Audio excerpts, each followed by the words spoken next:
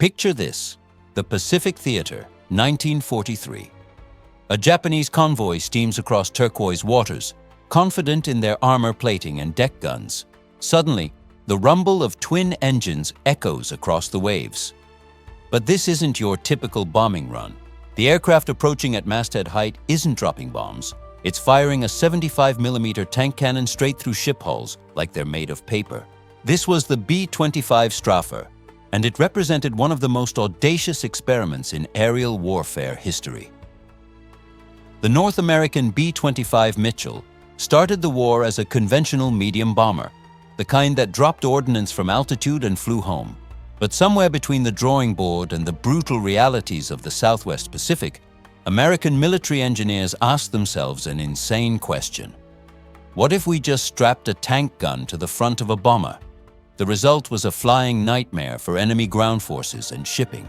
8 50 caliber machine guns bristling from the nose. A cannon designed to penetrate armor plating jutting from where the bombardier station used to be. This wasn't adaptation. This was transformation. The Mitchell went from dropping bombs to becoming the bomb, a screaming, gun-blazing platform that redefined what close air support could achieve. But how did a medium bomber, designed for relatively conventional missions, evolve into what pilots nicknamed the strafer from hell? What drove the military to replace precision bombardment with point-blank devastation? And why has this remarkable chapter of aviation history remained relatively obscure, overshadowed by the glamour of fighters and the thunder of heavy bombers? The B-25 Mitchell entered service in 1941 with a clear mission profile: medium-altitude bombing runs against strategic targets. Named after the controversial air power advocate Billy Mitchell, it was reliable, rugged, and effective. Its twin Wright Cyclone engines gave it respectable speed. Its defensive armament could hold off interceptors. Its bomb load could devastate targets from comfortable altitude. But the Pacific War didn't care about comfortable altitudes. In the island-hopping campaigns and over the vast expanses of the Southwest Pacific Theater, American forces faced a different kind of enemy. Japanese shipping moved through narrow straits and hugged coastlines. Enemy installations hid in dense jungle, camouflaged and dispersed.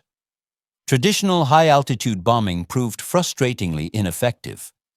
Bombs dropped from 10,000 feet often missed entirely, wasting ordnance and putting crews at risk for minimal results. Meanwhile, ground commanders were screaming for close air support. They needed aircraft that could devastate enemy positions with precision, that could strafe convoys and bunkers, that could provide immediate, overwhelming firepower exactly where it was needed. Fighters could strafe, but their small ammunition capacity limited their effectiveness. Heavy bombers were overkill and couldn't operate at the low altitudes required. The Mitchell sat in an interesting middle ground. It was tough enough to absorb ground fire. It had the range to reach distant targets. It could carry a crew large enough to operate complex weapon systems.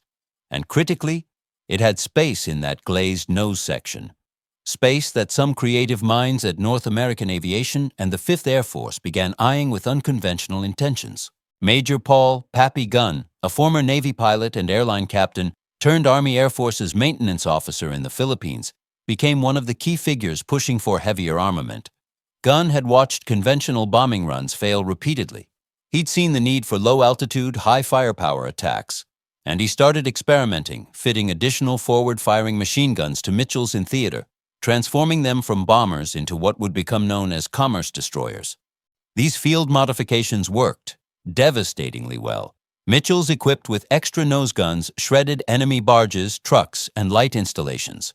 They flew at wavetop height, guns blazing, and enemy forces had no answer to this kind of concentrated firepower delivered at point-blank range. The success of these improvised modifications caught the attention of higher command, and the question became not whether to arm the Mitchell more heavily, but how far they could push the concept. The answer would come in the form of a weapon no one had ever mounted on an aircraft before: a 75mm cannon. In late 1942, as reports from the Pacific confirmed the effectiveness of heavily armed strafers, North American Aviation received an extraordinary request from the Army Air Forces: design a B-25 variant armed with a 75mm cannon. This wasn't a minor modification. This was radical surgery. The M4 cannon chosen for the installation was the same weapon mounted in the M3 Stuart light tank and the M8 armored car. It weighed over 400 pounds, fired a 14-pound shell, and generated recoil forces that could literally shake a tank. Now engineers had to figure out how to mount it in an aircraft, fire it in flight, and ensure the whole contraption didn't tear itself apart or flip the plane nose first into the ocean. The solution required completely redesigning the Mitchell's nose. Gone was the glazed bombardier station, with its Norden bomb sight and prone bombing position. In its place, North American installed a solid metal nose housing the massive cannon, offset slightly to port to allow room for the breech mechanism and ammunition feed. Two 50-caliber machine guns flanked the cannon, providing supplementary firepower. The bombardier position moved to the navigator's station behind the pilot, equipped with a simplified sight for aiming the cannon. The engineering challenges were immense. The cannon's recoil had to be absorbed by a specially designed mounting system that distributed the forces throughout the airframe structure. The weapon could only carry 21 rounds due to weight and space constraints, each shell loaded manually by a crew member operating in the cramped nose section. Fire control required the entire aircraft to be aimed at the target, turning the pilot into both aviator and gunner. The first B-25G rolled out in May 1943. It looked menacing, predatory. That massive cannon barrel protruding from the nose gave it an aggressive profile unlike any bomber before it. But looks meant nothing. The real question was whether this flying experiment could actually perform in combat. Initial testing revealed problems. The cannon's recoil, even with the mounting system, significantly affected the aircraft's handling. Accuracy was challenging, requiring pilots to master entirely new attack profiles. The low ammunition capacity meant each shot had to count. And there were concerns about structural stress, whether repeated firing would eventually weaken the airframe. But the potential was undeniable. A 75mm high-explosive shell could penetrate ship hulls, destroy bunkers, obliterate vehicles, and devastate concentrated troop positions. It gave the Mitchell standoff capability against targets that would otherwise require dangerously close approaches. Naval vessels, which could shrug off machine gun fire, couldn't ignore a weapon designed to kill tanks. 400 of the G model were produced, and they began arriving in the Pacific Theater in late 1943. Crews approached them with a mixture of excitement and skepticism. Many pilots, trained to drop bombs from altitude, now had to master low-level attack runs, aiming their entire aircraft like a rifle. It required aggression, precision, and nerves of absolute steel. The first combat missions would prove whether genius or madness had won. The B-25G proved the concept worked, but it also revealed limitations that demanded improvement. While the 75mm cannon was devastatingly effective when it hit, the low rate of fire and limited ammunition capacity left crews wanting more sustained firepower for strafing runs. The answer came in the B-25H, an evolution that took the gun platform concept to its absolute extreme. First, the cannon itself was upgraded.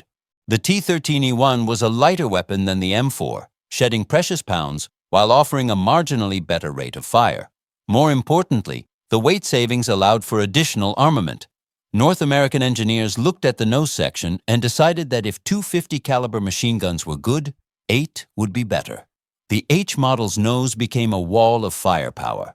4 fixed 50-caliber Browning machine guns were mounted in the nose alongside the cannon, with 4 more in blisters on the sides of the forward fuselage. Combined with the waist guns and tail turret, a B-25H could bring 14 50-caliber machine guns to bear on a target, plus the main cannon. The collective weight of fire was staggering, approximately 100 rounds per second in machine gun ammunition alone. Additional modifications improved the aircraft's survivability and effectiveness. Armor plating protected the cockpit and critical systems.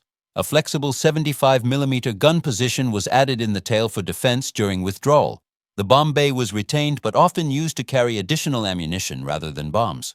Some variants added underwing rocket rails, giving pilots even more options for ground attack.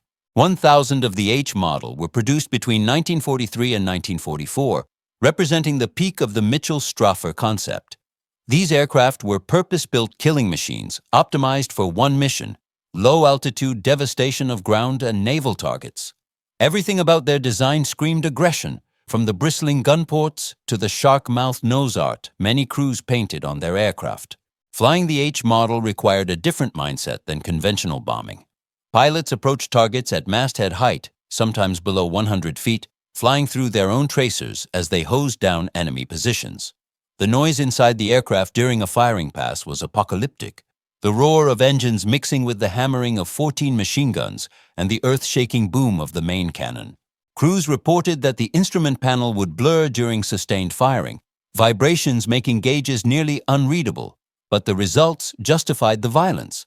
A single B-25H could obliterate a convoy, shred a coastal installation, or set a merchant vessel ablaze in one devastating pass. Japanese forces learned to dread the distinctive silhouette of the Mitchell strafer. There was no defense against it. By the time you heard it, the attack was already over. The H model represented something unprecedented in aviation, a bomber that had completely abandoned its original role to become a pure attack platform.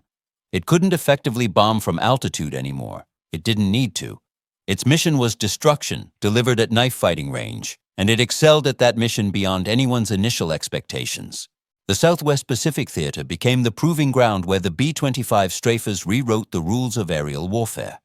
Under the command of General George Kenney and the 5th Air Force, these flying tank destroyers found their perfect hunting grounds in the island chains, coastal waters, and jungle installations of New Guinea, the Philippines, and the Dutch East Indies.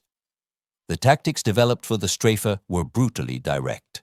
Missions typically launched at dawn or dusk, when light conditions favored the attackers.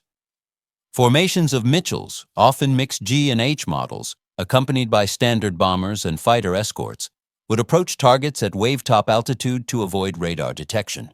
The element of surprise was critical.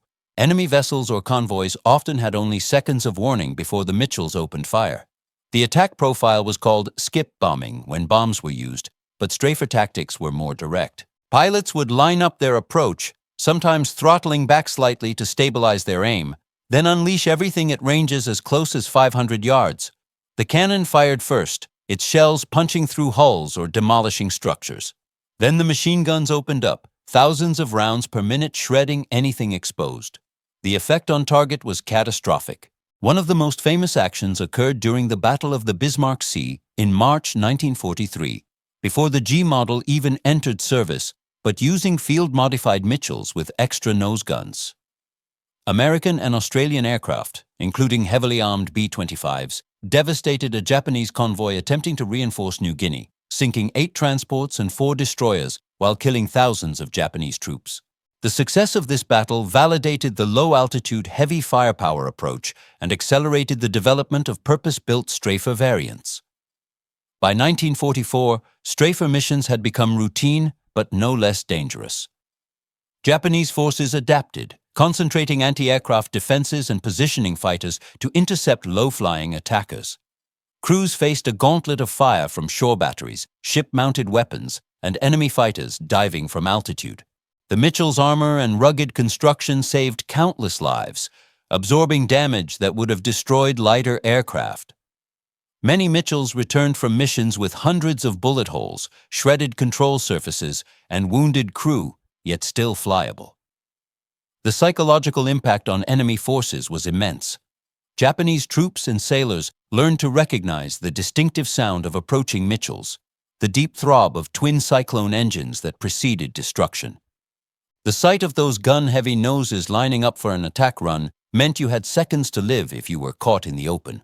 Survivors of strafer attacks reported the sheer terror of watching an aircraft seemingly made of gun barrels bearing down on them. Statistics tell part of the story. B-25 strafers destroyed hundreds of Japanese vessels, from capital ships to small coastal craft. They obliterated supply dumps, airfields, troop concentrations, and fortified positions. They provided close air support that ground commanders could actually depend on, putting firepower exactly where it was needed within minutes of a call for help. The cost was significant, with many Mitchells and crews lost to ground fire and fighters, but the impact on Japanese logistics and morale was crippling. By war's end, the B-25 strafer had proven itself one of the most effective ground attack platforms of the Pacific War, a reputation earned through pilot skill, engineering innovation, and the willingness to take warfare to the enemy at point-blank range. The B-25 gun platform variants represented more than just successful weapons systems. They embodied a philosophy of warfare that would influence military aviation for decades. the willingness to adapt existing platforms radically rather than wait for purpose-built replacements, and the recognition that in certain combat environments, overwhelming firepower delivered at close range trumps precision from altitude. After World War II ended, the strafer Mitchells were quickly retired. The advent of jet aircraft and guided munitions made the concept obsolete. By the late 1940s, the remaining G and H models were either scrapped, sold as surplus, or converted back to training and transport roles. The era of mounting tank cannons on bombers was over almost as soon as it began. But the lessons endured. The success of the Mitchell strafer influenced post-war ground attack aircraft design. The concept of heavy forward-firing armament became standard for dedicated attack aircraft. The A-1 Skyraider, the A-10 Thunderbolt, and other ground attack platforms all traced intellectual lineage back to those gun-heavy Mitchells. The idea that some missions required flying into the teeth of enemy defenses with maximum firepower became doctrine. The engineering challenges overcome in mounting the 75mm cannon informed later attempts to arm aircraft with large-caliber weapons. The most direct descendant came decades later with the GAU-8 Avenger cannon mounted on the A-10, a 30mm Gatling gun that fires depleted uranium rounds. While vastly more advanced, the core concept remained the same: mount the biggest gun practical on an aircraft and build the platform around it. Historians debate whether the strafer variants were genuinely effective or whether their impact has been overstated. Skeptics point out that the cannon's low ammunition capacity and accuracy limitations meant that much of the destruction was actually caused by the machine guns and bombs. They argue that standard B-25s with increased gun armament, but without the cannon, might have been equally effective at lower cost and complexity. Supporters counter with mission reports and veteran testimony. They point to specific instances where cannon fire destroyed targets that machine guns couldn't touch, where a single well-placed 75mm round turned the tide of an engagement.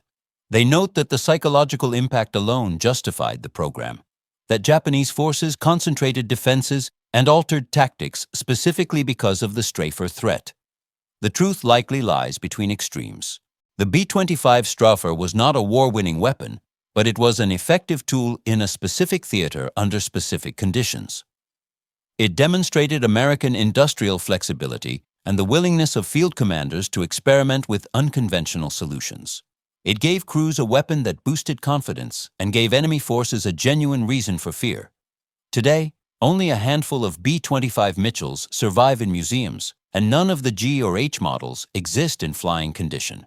The massive cannon installations were removed from surviving airframes, the nose sections replaced with standard or glazed versions for display or airworthiness. Photographs and gun camera footage preserve the memory of these flying tank destroyers in action, but the visceral experience of flying them or facing them is lost to history. There's something almost mythological about the B-25 strafer, something that captures the imagination beyond its tactical achievements. Perhaps it's the audacity of the concept itself, the sheer aggression of mounting a tank gun on an aircraft and flying it into combat. Perhaps it's the image of those heavily armed Mitchells roaring across Pacific waters at masthead height, guns blazing, defying every conventional notion of how bombers should operate.